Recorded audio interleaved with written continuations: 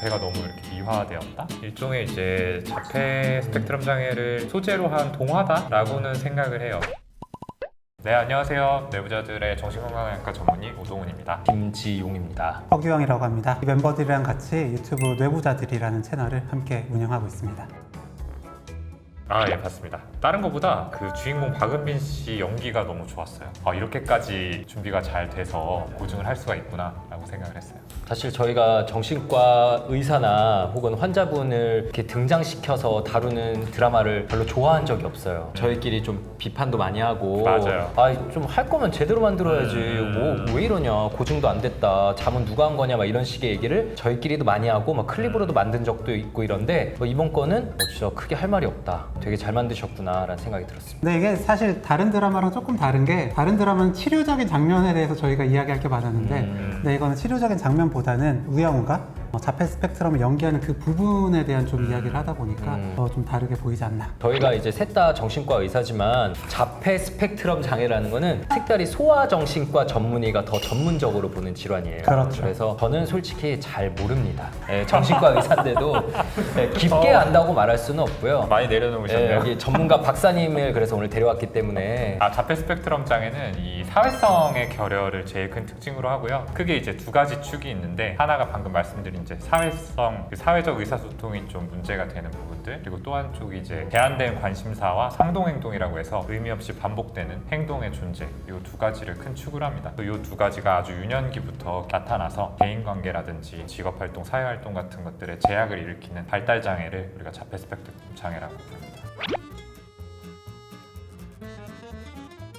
이런 행동을 하는 이유가, 자폐 스펙트럼을 가진 사람들은 이 자극 처리가 좀 잘 안 되거든요. 너무 많은 자극이 오거나 혹은 자극이 없거나 하는 거가 문제가 되기 때문에 되게 좀 불편하거나 좀 힘들게 느껴질 수가 있어요. 그래서 그런 자극을 좀 처리하기 위해서 이런 상동 행동을 한다는 이론도 있는데, 사실 정의 자체는 의미 없는 행동이 되는 거죠. 자폐 스펙트럼을 가진 아이들은 다른 사람에 대한 관심이 좀 적어요. 고래 얘기 말고는 저한테 하고 싶은 말 없으세요? 없습니다. 말이라는 게 아이들이 어릴 때 배울 때 내가 관심이 있는 부모의 모습을 보고 학습하고 따라하면서 자연스럽게 만들어지는 과정인데, 기본적으로 관심 자체가 적으니까 이 발달 과정이 잘 안 이루어지고 늦게 나타납니다. 그래서 자폐를 발견하시는 많은 분들이 어떻게 발견하냐면, 일단 말이 느리다, 그리고 호명 반응이 없다, 불렀을 때 관심을 잘 안 보이고 서로 어울려 놀지 않는다, 이런 것들로 시작하게 되는데, 그래도 나이가 들면서 언어는 이제 정상적으로 발달하는 경우들도 있고요. 나이가 들어도 잘 안 되는 경우도 있죠. 거의 대부분의 케이스가 언어 지연이라고 오는 것 같아요. 단순히 그냥 말이 늦게 트이는 건지, 지적장애라고 해가지고 인지기능에 문제가 있는 건지, 자폐 스펙트럼 장애처럼 사회성의 문제까지 같이 동반을 하고 있는 건지 미리 감별해가지고 치료로 인로를 시키는 게 중요하죠. 스펙트럼이라는 이름이 붙은 만큼 다양한 양상이 있어요. 경우 같은 경우에는 이제 자폐 스펙트럼 안에서도 제일 경증에 속하는 케이스일 거고, 인지기능이 진짜 뛰어난 걸로 나오잖아요. 거의 천재라고 묘사가 되고 있는데, 그런 부분들이 있어서 아마 언어 발달은 이제 무리 없이 잘 발달을 했을 텐데, 그럼에도 이제 사회성의 결여라고 하는 자폐 스펙트럼 장애의 핵심적인 부분들은 그대로 남아있기 때문에 그 어색한 톤,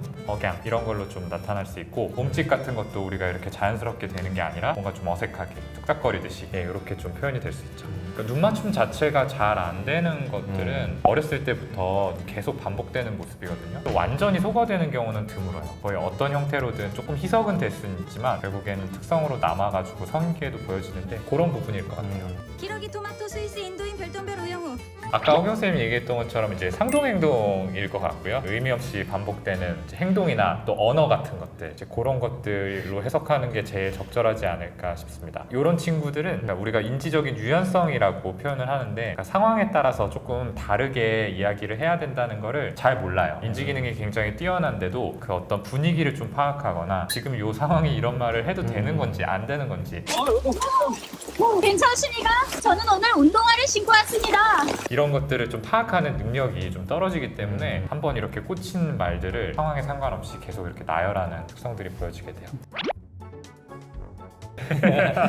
요건 사실 조금 극적인 장치였던 것 같고요. 아이들은 정말 뭐 기차역이나 지하철역 다 외우고 네, 이런 네, 경우들 네. 많지 않나요? 철도나 버스. 맞아요. 네, 교통수단에 꽂혀 있는 경우들 되게 많아가지고 갑자기 막 쭉 읊는 경우들도 있었던 것 같고요. 이제 저희 병원이 여의도역에 위치를 하고 있는데, 오늘 여기 어떻게 왔어? 하면 이제 지하철 한 다음에 이제 본인 집부터 여의도역까지 쭉 이렇게 나열하는 어떤 친구는 그 공기청정기에 이렇게 바람이 확 나오잖아요. 거기에 꽂혀가지고 하루 종일 공기청정기를 켰다 껐다 하기도 하고, 뭐 엘리베이터에 그 불빛이 들어오는 게 이제 신기하니까 하루 종일 엘리베이터에서 버튼 계속 누르면서 올라갔다 내려갔다 고기능 자폐이기 때문에 이렇게 예쁘게 좀 묘사가 되지 않았을까.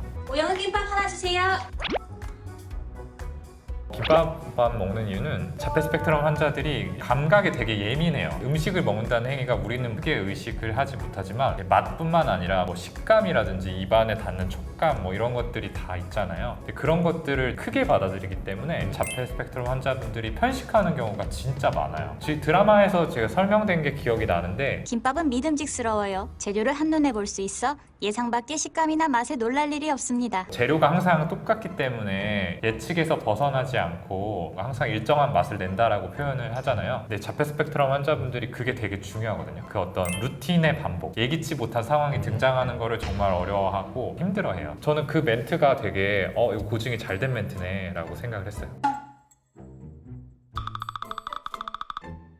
누가 이렇게 끌어안는 이 자극이 크게 느껴지는 거죠. 예를 들어 우리는 그냥 이렇게 손이 그냥 닿고 약간 따뜻한 느낌이 들고 이 정도지만 이 친구들한테는 마치 바늘로 찌르는 것 같은 그런 느낌일 수도 있는 거예요. 그 옷 같은 것들, 목이 이렇게 닿잖아요. 겨울에 이렇게 약간 좀 까슬까슬한 느낌 들면은 전부 다 이렇게 끌어내려가지고 다 늘어나 있고, 그런 닿는 것들에 되게 예민해가지고 저는 또 다른 자폐인을 등장시킨 게 되게 좋은 시도라고 생각을 했고요. 같은 병명으로 묶여있지만 정말 천차만별이거든요. 어떻게 보면 두 명이 이렇게 양극단에 있는 케이스들이에요. 굉장히 의사소통도 안 되고 언어 발달 자체가 언어 발달 자체가 안 네. 돼서 그냥 같은 말만 반복하는 그런 분이거든요. 자폐 스펙트럼 장애인이만큼 진짜 넓고요. 지적 장애가 동반된 케이스가 굉장히 많습니다. 맞아요. 그쪽이 좀 더 전형적이에요. 영어 같은 건 정말 드문 케이스고, 그래서 이제 자폐 아동들을 자녀로 둔 부모님들이 조금 불편해했다라는 기사를 본 것 같아요. 자폐가 너무 이렇게 미화되었다? 일종의 이제 자폐 스펙트럼 장애를 소재로 한 동화다라고는 생각을 해요. 근데 그게 꼭 나쁜 거냐 하면은 그렇지는 않다고 생각하거든요. 모든 게 다 현실 고증이 100% 잘 된 다큐멘터리일 필요는 없잖아요. 이 드라마를 통해서 또 자폐 스펙트럼 장애라는 게 많이 알려지고 또 긍정적인 이미지를 조금이라도 부여할 수 있게 된다면은 그게 굉장히 의미가 있지 않을까. 네. 어쨌든 이게 스펙트럼이라는 이름이잖아요. 이게 꼭 자폐 스펙트럼뿐만 아니라 ADHD다 라더라도 이게 스펙트럼이기 때문에 어떤 상황에서는 이게 집중이 되게 안 될 수도 있지만 어떤 상황에서는 되게 잘할 수도 있고, 우리는 만약에 ADHD다라고 하면은 너 이거 이렇게 여기서는 집중 잘하는데 너 정말 ADHD 맞아? 이런 식으로 한다든지, 자폐 스펙트럼이라 하더라도 너 보니까 말 이렇게 잘하는데 자폐 스펙트럼 정말 맞아? 이런 식으로 한단 말이에요. 사실 쉽게도 MBTI에서도 너 E인데 어떻게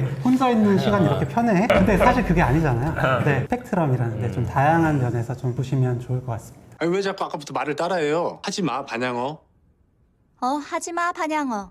이거는 이제 상동행동 중에서도 반영어라고 다른 사람의 말을 어떤 목적 없이 이렇게 따라하는 건데, 그 사람이 이제 말을 했을 때 곧바로 따라하는 경우도 있고, 지연 반영이라고 해가지고 예전에 들었던 말을 기억을 했다가 갑자기 상황에 상관없이 툭 하고 내뱉는 경우들이 있어요. 혼자서 가만히 있다가 막 고래 이야기 금지 뭐 이렇게 얘기할 때도 있고, 저도 모르게 성대모사 금지. 어렸을 때는 언어가 발달되는 과정에서 정상적으로 나올 수 있어요. 이제 모방을 통해서 언어가 학습이 이루어지니까 그냥 있을 수 있는데, 이 지연 반영이라고 해가지고 전혀 상관없이 나오는 것들, 예를 들어서 혼자 장난감 놀이를 하다가 낮에 엄마가 한 말을 기억해서 막 따라하면서 그렇게 하면 위험해 뭐 이렇게 한다든지, 이런 모습들은 조금 더 자폐의 어떤 특징적인 모습에 가까운 것 같아요.